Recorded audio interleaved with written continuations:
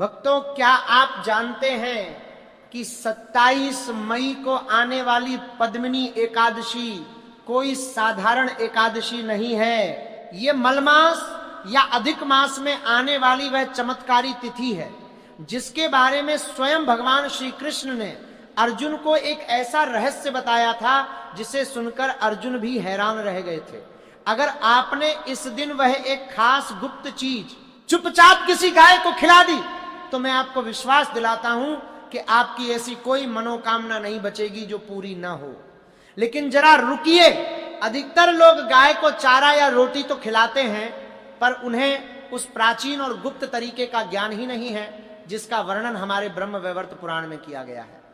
आज मैं आपको रहस्यमय वस्तु के बारे में बताने जा रहा हूं जिसे अगर सही समय और सही विधि से गौ माता को अर्पित कर दिया जाए तो साक्षात माता लक्ष्मी आपके घर दौड़ी चली आएंगी।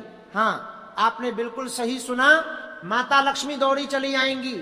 पर वह वस्तु क्या है और उसे खिलाने का वह विशेष तरीका क्या है, ये मैं आपको आगे बताऊंगा। अगर आपने वह तरीका जान लिया तो समझ लीजिए साक्षात कुबेर आपके घर का रास्ता खोज लेंगे और आपकी 7 पीढ़ियां कभी धन के लिए नहीं तरसेंगी। लेकिन उस गुप्त रहस्य तक पहुंचने से पहले आपको यह समझना बहुत जरूरी है कि आखिर पद्मिनी एकादशी में ऐसा क्या खास है जो इसे बाकी सभी व्रतों से अलग और इतना शक्तिशाली बनाता है।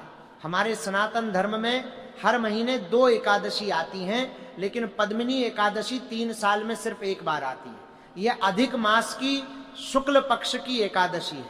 इसे पुरुषोत्तम मास भी कहा जाता है, यानी वह महीना जो सीधे तौर पर भगवान विष्णु को समर्पित है। इस दिन ब्रह्मांड की ऊर्जा अपने चरम पर होती है। इस दिन किया गया कोई भी पुण्य कर्म, कोई भी दान और कोई भी उपाय साधारण दिनों की तुलना में लाख गुना अधिक फल देता है। आपके जीवन में चल रही बड़ी से बड़ी परेशानी, चाहे वह कर्ज का बोझ हो, व्यापार में घाटा हो या परिवार में चल रहा कोई पुराना क्लेश हो, इस एक दिन के उपाय से जड़ से खत्म हो सकता है। पर यह तभी संभव है जब आप वह गुप्त चीज सही ढंग से तैयार करें। अब आप सोच रहे होंगे कि इस दिन आखिर गौ माता को ही क्यों चुनना है। हमारे शास्त्रों में स्पष्ट लिखा है कि गावो विश्वस्य मातरा, गौ माता पूरे विश्व की माता है। उनके शरीर में 33 कोटि देवी देवताओं का वास होता है। गौ माता की रीढ़ की हड्डी में सूर्य केतु नाड़ी होती है जो साक्षात सूर्य देव की ऊर्जा को सोखती है। जब आप पद्मिनी एकादशी के दिन गौ माता के पास जाते हैं तो आप केवल एक पशु के पास नहीं जा रहे होते, बल्कि आप एक ही समय में पूरे ब्रह्मांड के देवी देवताओं के सामने खड़े होते हैं। लेकिन एक बड़ी गलती जो लगभग हर इंसान करता है वह यह है कि हम बिना सोचे समझे कुछ भी गाय को खिला देते हैं। आपको ये बात गहराई से समझनी पड़ेगी कि पद्मिनी एकादशी के दिन कुछ खास चीजें गाय को खिलाना सख्त वर्जित है, और अगर आपने गलती से भी वो चीजें खिला दी तो पुण्य मिलने की बजाय आपको भारी पाप लग सकता है। वो कौन सी चीजें हैं जो नहीं खिलानी है और वह कौन सी एक गुप्त चीज है जो खिलानी है, ये दोनों बातें एक दूसरे से बहुत गहराई से जुड़ी हुई हैं। इस रहस्य को समझने के लिए आपको प्राचीन काल की एक बेहद रहस्यमयी कथा को जानना होगा। यह कथा कोई साधारण कहानी नहीं है, बल्कि ये वही कथा है जो भगवान विष्णु ने देवर्षि नारद को सुनाई थी। प्राचीन काल में कार्तवीर्य नाम के एक महान राजा थे। उनके पास धन, संपदा और ऐश्वर्य की कोई कमी नहीं थी, लेकिन उनके जीवन में एक बहुत बड़ा खालीपन था। उनकी कोई संतान नहीं थी। राजा और उनकी रानियों ने अनेक यज्ञ किए, दान दिए और कठोर तपस्या की, लेकिन फिर भी उनका यह दुख दूर नहीं हुआ। निराश होकर राजा ने अपना राजपाट छोड़ दिया और अपनी रानी के साथ घने जंगल में तपस्या करने चले गए। जंगल में भटकते हुए उनके शरीर सूख गए, हड्डियां दिखने लगी, लेकिन ईश्वर के दर्शन नहीं हुए। तब एक दिन रानी की भेंट माता अनुसुईया से हुई। माता अनुसुईया ने रानी की दयनीय हालत देखकर कहा कि हे रानी, तुमने और तुम्हारे पति ने दुनिया भर के उपाय कर लिए, लेकिन तुमने उस एक विशेष दिन का लाभ नहीं उठाया जो साक्षात भगवान विष्णु का सबसे प्रिय दिन है। वह दिन है मलमास की पद्मिनी एकादशी। माता अनुसुईया ने रानी को पद्मिनी एकादशी के व्रत का विधान बताया और साथ ही एक ऐसा गुप्त उपाय बताया जो गौ माता से जुड़ा हुआ था। माता अनुसुईया ने कहा कि अगर तुम इस एकादशी के दिन उस एक विशेष चीज को अपने हाथों से तैयार करके पूरी श्रद्धा और गुप्त रूप से किसी गौ माता को खिला दोगी तो तुम्हारे जीवन का सबसे बड़ा दुख पल भर में मिट जाएगा। रानी ने माता अनुसुईया के बताए अनुसार उस गुप्त उपाय को पूरे विश्वास के साथ किया और आप यकीन नहीं करेंगे, उस उपाय को करने के कुछ ही समय बाद भगवान विष्णु स्वयं उनके सामने प्रकट हुए और उन्हें एक ऐसे तेजस्वी पुत्र का वरदान दिया जिसे दुनिया आज कार्तवीर्य अर्जुन के नाम से जानती है। वही कार्तवीर्य अर्जुन जिसने बाद में रावण जैसे महाबली को भी अपनी कैद में रख लिया था। सोचिए, जिस उपाय से इतना शक्तिशाली पुत्र प्राप्त हो सकता है, उस उपाय से आपके जीवन की छोटी मोटी परेशानियां तो जैसे हवा में उड़ जाएंगी। तो आखिर वह गुप्त चीज क्या थी जो माता अनुसुईया ने रानी को बनाने के लिए कही थी? क्या वो कोई बहुत महंगी चीज थी? बिल्कुल नहीं। भगवान कभी भी आपसे, आपकी हैसियत से बढ़कर कुछ नहीं मांगते। वह चीज आपके घर की रसोई में ही मौजूद है, बस आपको उसे सही तरीके से मिलाना है और सही समय पर खिलाना है। लेकिन मैं वह उपाय बताऊं उससे पहले मैं आपको वह चेतावनी देना चाहता हूं जिसका मैंने शुरुआत में जिक्र किया था। आपको यह ध्यान रखना होगा कि पद्मिनी एकादशी के दिन आप गाय को झूठा भोजन, रात की बची हुई बासी रोटी या सड़े गले फल भूलकर भी ना खिलाएं। बहुत से लोग अपने घर का बचा हुआ और खराब हो चुका खाना पॉलीथिन में भरकर गाय के आगे डाल देते हैं। ये गौ सेवा नहीं है, ये एक बहुत बड़ा पाप है। ऐसा करने से आपके घर में दरिद्रता का वास होता है और लक्ष्मी हमेशा के लिए आपसे रूठ जाती हैं। इसके अलावा एकादशी के दिन चावल का प्रयोग वर्जित होता है, इसलिए गाय को इस दिन भूलकर भी चावल या उससे बनी कोई चीज ना खिलाएं। आपको बहुत ही शुद्धता और पवित्रता के साथ उस गुप्त चीज का निर्माण करना है। तो चलिए अब मैं आपके सामने उस रहस्य से पर्दा हटाता हूं जिसका आप इतनी देर से इंतजार कर रहे हैं। ध्यान से सुनिए, क्योंकि एक छोटी सी गलती भी इस उपाय के प्रभाव को कम कर सकती है। 27 मई पद्मिनी एकादशी की सुबह आपको जल्दी उठकर स्नान करना है। स्नान करने के बाद साफ वस्त्र धारण करें। इसके बाद आपको अपने घर की रसोई में जाना है और वहां आप पेड़ा, जी हाँ, लेकिन ये कोई साधारण पेड़ा नहीं है, आपको थोड़ा सा गेहूं का आटा लेना है और उसमें शुद्ध जल मिलाकर उसे गूंथना है। लेकिन ध्यान रहे, इस आटे में आपको नमक का इस्तेमाल बिल्कुल नहीं करना है। इस गूंधे हुए आटे से एक बड़ी सी लोई या पेड़ा बना लें। अब इस पेड़े के बीच में आपको अपने अंगूठे से एक छोटी सी जगह बनानी है। अब असली रहस्य यहां से शुरू होता है। उस जगह में आपको 3 बेहद शक्तिशाली और चमत्कारिक चीजें भरनी है। सबसे पहले आपको उसमें थोड़ा सा गुड़ रखना है। गुड़ सूर्यदेव और बृहस्पति का प्रतीक है। एकादशी के दिन गौ माता को गुड़ खिलाने से जीवन में मिठास आती है और समाज में आपका मान सम्मान कई गुना बढ़ जाता है। दूसरी चीज जो आपको उस पेड़े में रखनी है वह 1 चुटकी पिसी हुई हल्दी।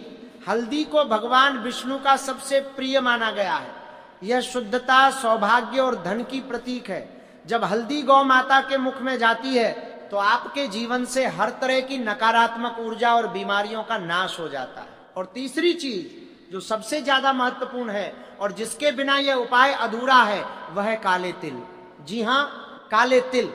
एकादशी के दिन काले तिल का दान महादान माना जाता है। काले तिल भगवान विष्णु के पसीने से उत्पन्न हुए हैं और यह आपके जीवन के हर प्रकार के पितृदोष, ग्रह दोष और अज्ञात पापों को नष्ट करने की ताकत रखते हैं। आपको उस पेड़े के अंदर थोड़े से काले तिल भी डाल देने। जब आप वो गुड़ और हल्दी उस पेड़े में रख रहे हो तो आपके मन में कोई भी ईर्ष्या या क्रोध का भाव नहीं होना चाहिए। आपका मन बिल्कुल एक साफ दर्पण की तरह शांत होना चाहिए। हल्दी को भगवान विष्णु का स्वरूप माना गया है और जब ये हल्दी उस गेहूं के आटे के पेड़े में मिलती है तो यह एक ऐसा दिव्य लेप बन जाती है जो आपके भाग्य की सभी रेखाओं को फिर से जगा देती है।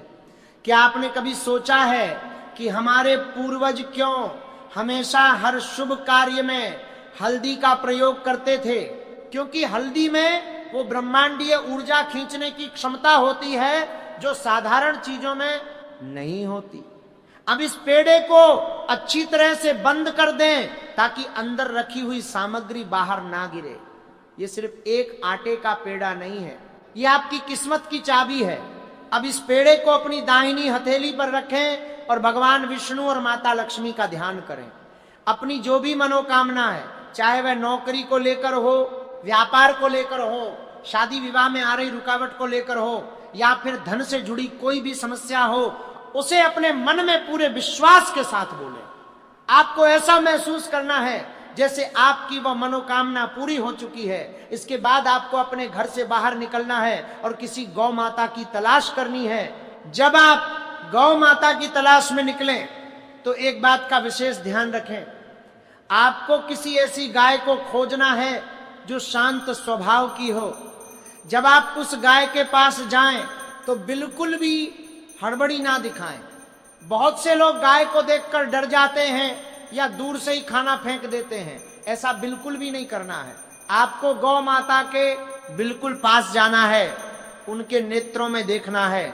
गौ माता के नेत्रों में एक ऐसी करुणा होती है जो आपके मन के सारे दुख दर्द खींच लेती है। सबसे पहले मन ही मन गौ माता को प्रणाम करें और उनके शरीर में विराजमान सभी 33 कोटि देवी देवताओं का स्मरण करें। इसके बाद बहुत ही प्रेम और श्रद्धा के साथ वह गुप्त पेड़ा गौ माता को खिला दें। जब गाय वह पेड़ा खा रही हो तो आपको उसके माथे को या उसकी पीठ को सहलाना है। शास्त्रों में कहा गया है कि गौ माता की पीठ पर हाथ फेरने से हमारे शरीर के अनेक रोग नष्ट हो जाते हैं और हमें असीम शांति का अनुभव होता है। पेड़ा खिलाने के बाद आपको गौ माता की 3 बार परिक्रमा करनी है। अगर परिक्रमा करने की जगह ना हो तो आप अपने ही स्थान पर खड़े होकर 3 बार गोल घूम सकते हैं। परिक्रमा करते समय ओम नमो भगवते वासुदेवाय मंत्र का लगातार मन में जाप करते रहें। अंत में गौ माता के चरणों की धूल को उठाकर अपने माथे से लगाएं। यह धूल कोई साधारण मिट्टी नहीं है, ये साक्षात चंदन के समान पवित्र है जो आपके भाग्य के बंद दरवाजों को हमेशा के लिए खोल देगी। ये उपाय आपको पूरी तरह से चुपचाप और बिना किसी को बताए करना है। शास्त्रों का नियम है कि जो उपाय जितने गुप्त तरीके से किया जाता है उसका फल उतना ही जल्दी और कई गुना होकर मिलता है। जब आप ये उपाय कर रहे हो तो अगर कोई आपको टोके या पूछे कि आप क्या कर रहे हैं तो आपको बस मुस्कुरा देना है, लेकिन अपनी मनोकामना या इस उपाय का रहस्य उन्हें नहीं बताना है। पद्मिनी एकादशी का यह दुर्लभ संयोग बार बार नहीं आता। जो लोग इस दिन का महत्व नहीं समझते वे बाद में बहुत पछताते हैं। आपके पास एक बहुत बड़ा अवसर है अपने जीवन की दिशा बदलने का। यह एक ऐसा अचूक बाण है जो कभी खाली नहीं जाता। जब आप इस उपाय को पूर्ण विश्वास के साथ करेंगे तो आप खुद महसूस करेंगे कि आपके जीवन में कैसे चमत्कार होने लगे हैं। आपके बिगड़े हुए काम अचानक से बनने लगेंगे, रुके हुए धन के रास्ते खुल जाएंगे और घर में एक ऐसी शांति का वास होगा जो आपने पहले कभी महसूस नहीं की होगी। याद रखें, ईश्वर हमेशा उन लोगों की मदद करते हैं जो सही समय पर सही कर्म करते हैं। गौ माता की सेवा से बड़ा इस संसार में कोई धर्म नहीं है। इस 27 मई को जब आप ये उपाय करेंगे तो केवल अपने लिए नहीं बल्कि पूरे ब्रह्मांड की सकारात्मक ऊर्जा से जुड़ने के लिए करेंगे, आपके मन की सच्ची भावना। और ये छोटा सा गुप्त पेड़ा आपके जीवन में वह रोशनी लेकर आएगा जिसका आपने केवल सपना देखा होगा। समय बहुत कीमती है और ऐसी एकादशी का अवसर किस्मत वालों को ही मिलता है।